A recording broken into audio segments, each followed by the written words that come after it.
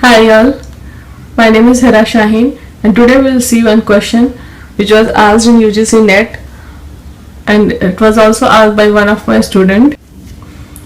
The question was from the topic predicate logic. Okay, so let's see the question. Question is says that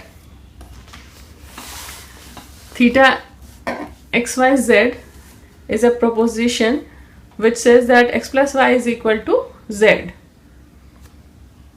And you have to answer that from 1 and 2 there are two statements given. For all x for all y there exists z theta of xyz, and second is there exists z for all x for all y theta of xyz.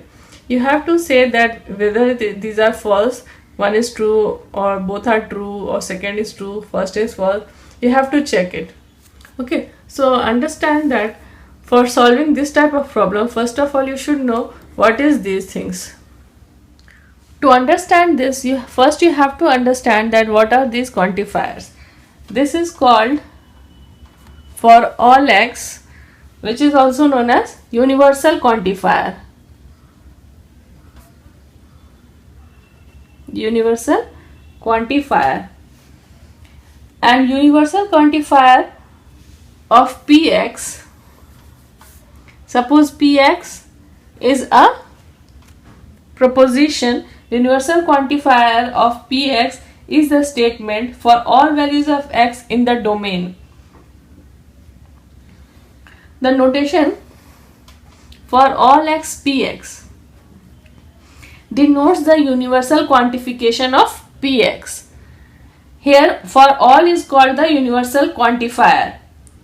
We read it as for all x px or for every values of px. For every values of x, px is true. It means that px can choose any values of x from the domain of x. Then only this statement will be true.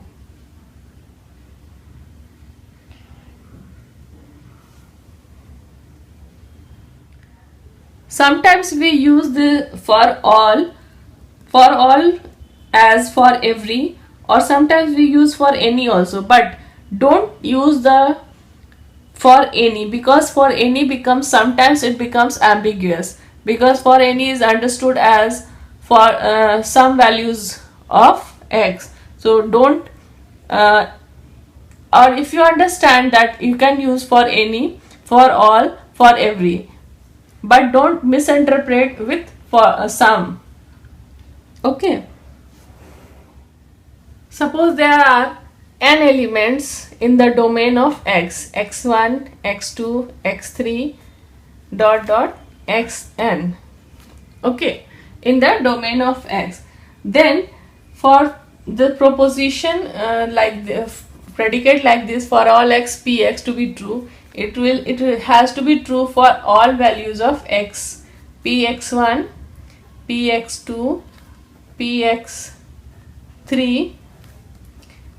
px4 and dot dot pxn. This will be true only when all of them will be true.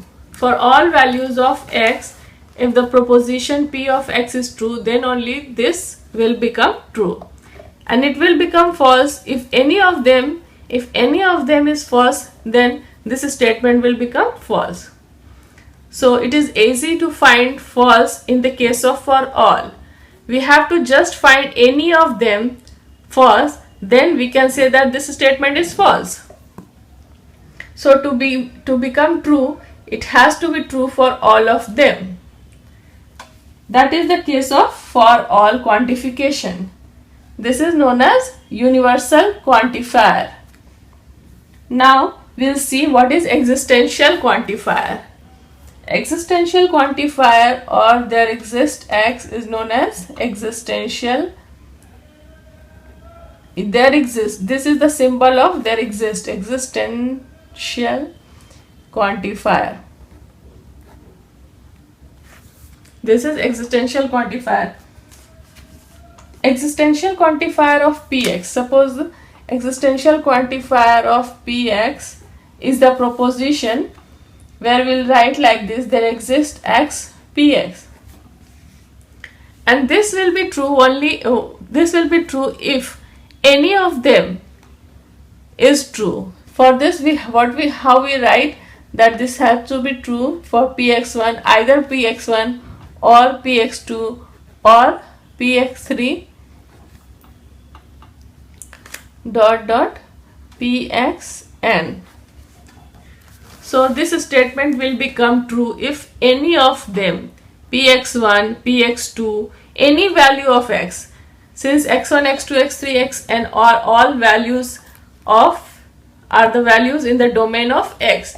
So for existential quantifier, this statement, there exists x px, or this predicate is true if any of them, px1 or px2 or px3 or pxn, become true. So it is easier to find true of any of them. If we get true in this case, then we can say that this statement is true. And for finding correctness of this, what we have to do, we have to see that whether any of them is false or not. If you get false in any of them, we can say that this statement is false. And if we are not able to find false, we can say that the statement is true. Okay, so that is the concept you have to remember, and then only you will start solving this type of question.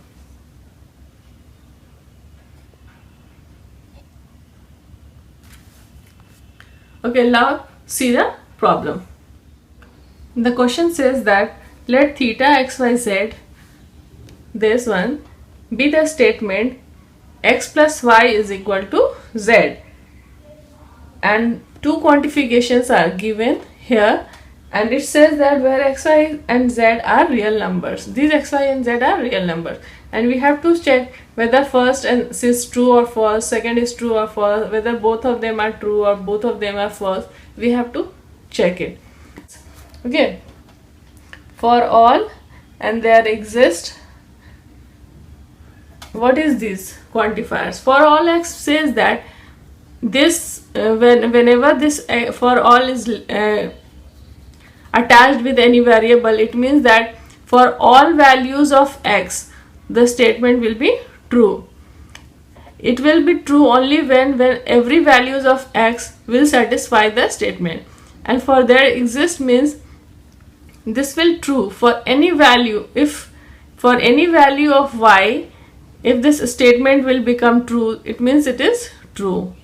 Okay, so you have to see for this question you have to see that whether we can get any x, any y, and for that we can get any for all values of x, means every values of x, every values of y. We get any value for z? If you can get, then first statement is true. Suppose we are taking some value for x, some value for y. We can get some value for z, isn't it? Any value, since x, y, z are all real number, for all values of x and y, when you add them, you will get some value, isn't it? But not all value. But here you can put any value. Therefore, x and y, for x and for y, you can take this quantifier for all. But for z, you cannot take for all z. That is why the first statement is true, because for all values of x, or you can say for all means for every values of x, for every values of y, you can get some value of z, for which this theta xyz will be true. Let's see the second statement. Second statement says that there exists z. There exists z for all x, for all y, theta xyz. It means that here it says that there exists some z for which you can get for all x, for all y. No. If you take some value, then for all values of x, for all values of y, this statement will never be true. How is it possible? Let's take some value of z. Suppose 5. take z is equal to 5. This is some value of z, and for this can x and y should be anything, everything. Okay, so can we take any value? 5, 3, 3, 1. Is this values will give you true x plus y is equal to z? No. So x is equal to 1, y is equal to 1. Here the statement will become wrong. But for first one, if you take some value for every values of x, for every values of x 1 and y equal to 1.